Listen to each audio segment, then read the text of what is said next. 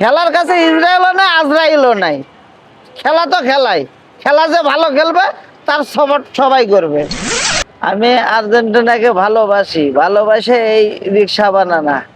হ্যাঁ, বিশেষ করে ম্যারাডোনাকে ভালোবাসতাম, ম্যারাডোনা তো বাদ। এখন বর্তমান মেসি, আলভারেজ, মার্টিনেক্স। হ্যাঁ, এই জন্য আমি এই রিক্সা বানিয়েছি। 8,000 টাকা খরচ হয়েছে। বাড়তি টাকা এটা আমি মনে করি না। ভালোবাসা ওই টাকার কাছে কোনো তুলনা হয় না। টাকা দিয়ে ভালোবাসা পাওয়া যায় না। ভালোবাসা তো ভালোবাসাই নাই। খেলার উপলক্ষে বা ওই আর্জেন্টিনার খেলা ভালো লাগে এই উপলক্ষে বানানা। সব সব দলেরই যাত্রী উঠে, বিশেষ করে ব্রাজিলের যেগুলো সাপোর্টার, এরা উঠে আবার বলে যে আমি তো ব্রাজিল করি, হঠাৎ করে আর্জেন্টিনার গাড়িটা ভালো লাগলো তাই উঠে পড়লাম। ব্যঙ্গ অনেকেই করে, এটা ইসরায়েলের গাড়ি।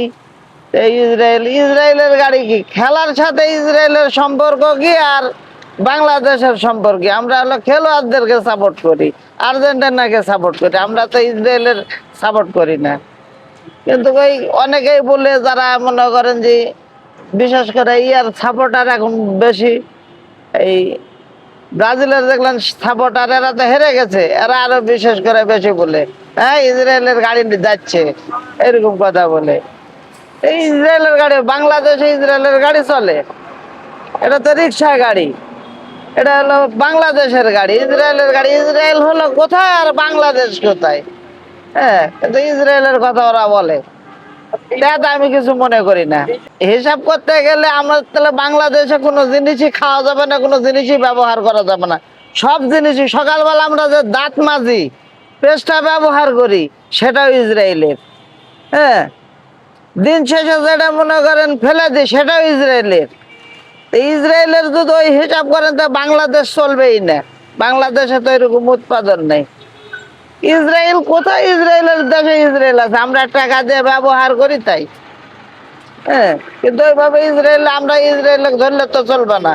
খেলার কাছে ইসরায়েল নেই আর আজরাইল নেই, খেলা তো খেলাই না। সবার উৎসাহ আছে, ফ্যামিলির উৎসাহ আছে, সমস্যা নেই। হ্যাঁ, উৎসাহের জন্য বানিয়েছি। খালি ম্যাচের না, প্রায় 7-8টা প্লেয়ারের লাস্ট বিশ্বকাপ, তারা অবসরে যাবে এবং তার হাতেই বিশ্বকাপের শেষ ট্রফিটা আমরা তার হাতে দেখতে চাই, এই আশাবাদী।